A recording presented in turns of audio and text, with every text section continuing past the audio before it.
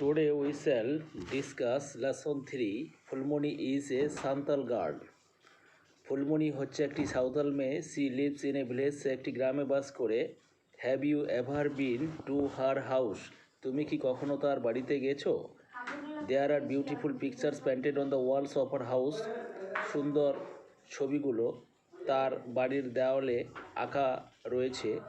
All her neighbours have painted on their doorways and interiors, সমস্ত প্রতিবেশীরা তাদের দরজায় এবং বাড়ির ভিতরে ছবি এঁকেছে. There are pictures of trees, flowers and birds on the Waals and floors, ছবির মধ্যে রয়েছে ফুলের ছবি, গাছের ছবি, পাখির ছবি. তারপরে সেই ছবিগুলো রয়েছে তাদের দেওয়ালে অথবা মেঝেতে.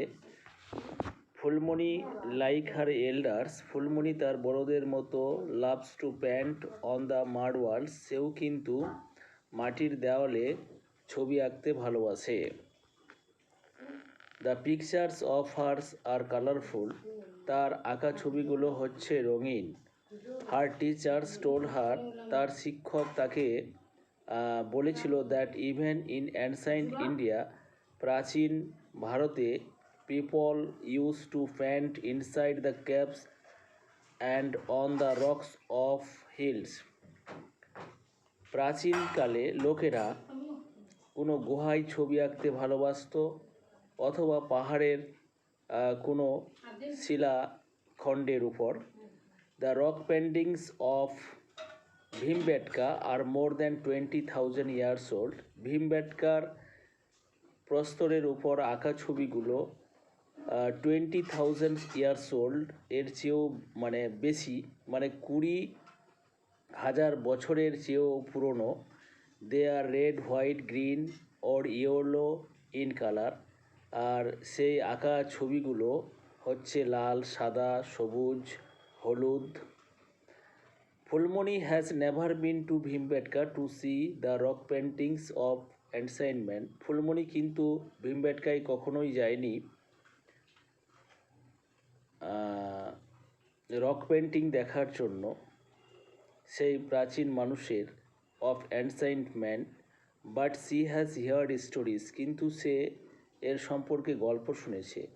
About the famous rock paintings from her teacher, আর এই বিখ্যাত রক পেন্টিংয়ের সে গল্প শুনেছে তার শিক্ষকের কাছ থেকে.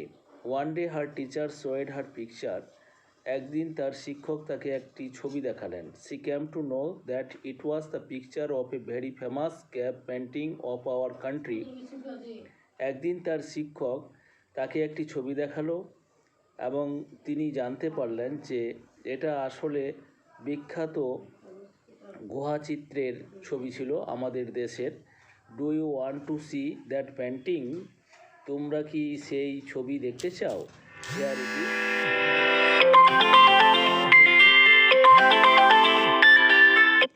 এখানে তা দেওয়া হয়েছে. এই বইয়ের মধ্যে যে ছবিটা রয়েছে তা তোমরা দেখলে বুঝতে পারবে. This is one of the paintings found in Ajanta caves, এই ধরনের পেন্টিংস তোমরা অজন্তার গুহার মধ্যেও খুঁজে পাবে. ইট ইজ এ ফ্রেস্কো, এটাকে বলা হয় ফ্রেস্কো. ফ্রেস্কো এর অর্থ হলো প্লাস্টার করা দেওয়ালে আঁকা ছবিকে আমরা ফ্রেস্কো বলি. A painting on the plaster of the wall. Almost 2000 years ago, অধিকাংশ 2000 বছর আগে, সাম গ্রেট ইন্ডিয়ান আর্টিস্ট, কিছু বিখ্যাত ভারতীয় শিল্পী, painted inside the cave of Ajanta and Ellora, Ajanta এবং ইলোরার গুহার মধ্যে ছবি এঁকেছিল.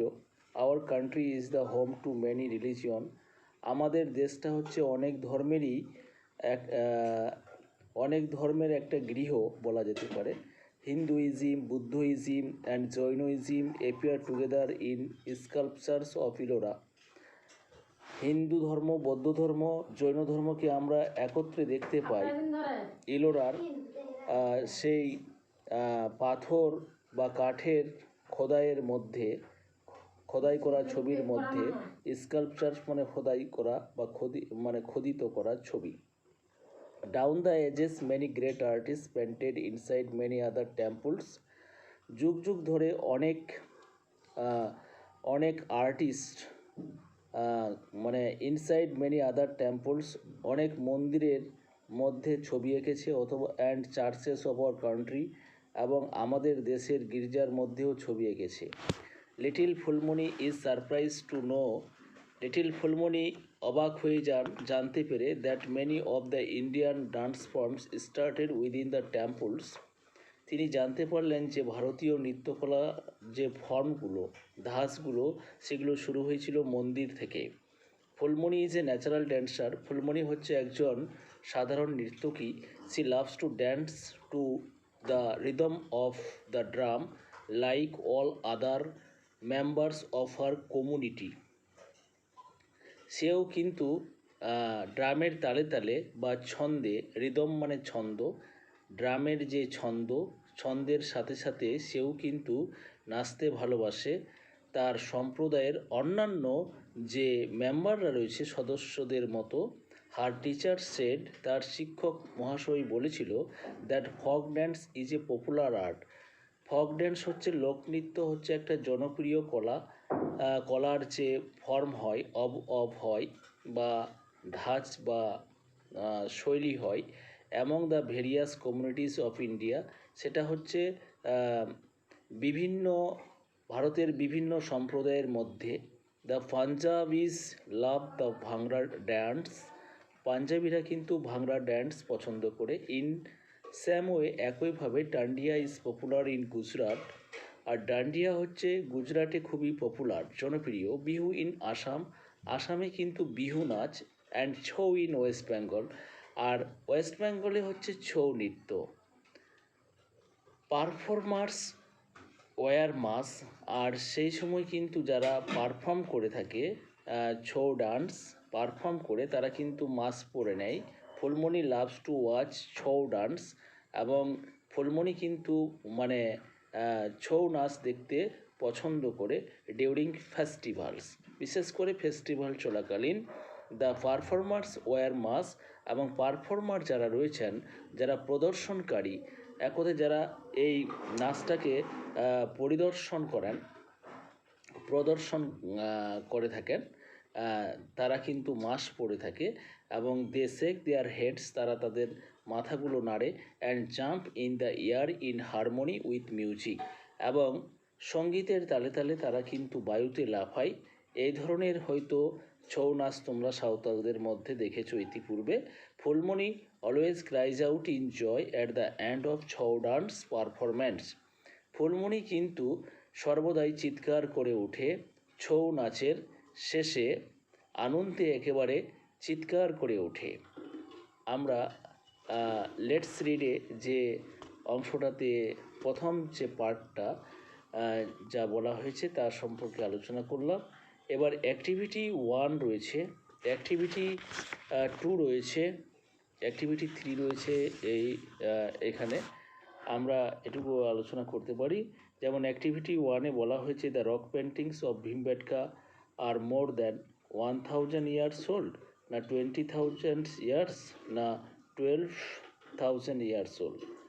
মোর দ্যান, রক পেন্টিংস আমরা আগেই পড়েছি যে rock paintings of Bhimbetka are more than 20,000 years old, মানে এটা হচ্ছে 20,000-এর চেয়েও বেশি পুরনো। Ajanta is famous for cave paintings, wood paintings, canvas paintings. কিসের জন্য বিখ্যাত? Ajanta is famous for cave paintings, আমরা ইতিপূর্বেই আলোচনা করলাম।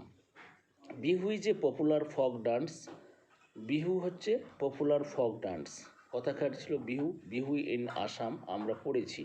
তাহলে Bihu is popular folk dance, folk dance বলতে বোঝায় মানে লোকনৃত্য বা লোকনাচ, যেটাকে সেটা হচ্ছে অফ আসাম, আসামের। তাহলে এখানে অপশন রয়েছে পাঞ্জাব, আসাম, ওয়েস্ট বেঙ্গল, তাহলে আমাদের উত্তরটি হবে আসাম। আমরা অ্যাক্টিভিটি 2 একটু আলোচনা করতে পারি যে let's match the dances with the states. Chhau dance, Chhau dance আমরা জানি সাঁওতালরা যেটা প্রদর্শন করে থাকে। সাঁওতাল, এক কথায় সাঁওতালরা যে নাচ সাঁওতালদের যে ওয়েস্ট বেঙ্গলের যে নাচটা সেটাকে আমরা ছৌ ডান্স বলি। তাহলে ছৌ হচ্ছে ওয়েস্ট বেঙ্গল, তারপর হচ্ছে ভাংড়া হচ্ছে পাঞ্জাব, আর ডান্ডিয়া হচ্ছে গুজরাট। তাহলে এই অ্যাক্টিভিটিতে আমরা টুয়ে আমরা যেটা let's match the dances with the state সেটা আমরা আলোচনা করলাম। অ্যাক্টিভিটি 3 আমরা আলোচনা করব the primary colours used in the rock paintings at Bhimbetka are red white and বলা হয়েছিল যে red white green or yellow in colour, মানে ভীমবেটকাতে যে কালারটা ব্যবহার করা হয়েছিল। তাহলে এটা হবে যে red white green or yellow in colour এটা বলতে পারো। Most of the Indian dances originated from কোথা থেকে উৎপত্তি লাভ করেছিল, ফ্রম টেম্পলস এটা বলতে হবে। স্কাল্পচার আর ফাউন্ড কোথায়, মানে খোদাই করা কোনো মানে ছবি কোথায় পাওয়া যায়, স্কাল্পচার্স আর ফাউন্ড ইন কোথায়, সেটা হচ্ছে ইনসাইড দ্য কেভস, সেটা হচ্ছে স্কাল্পচার রয়েছে স্কাল্পচার্স অফ ইলোরা। কিন্তু down the ages many great artist painted inside many other temples and churches of our country.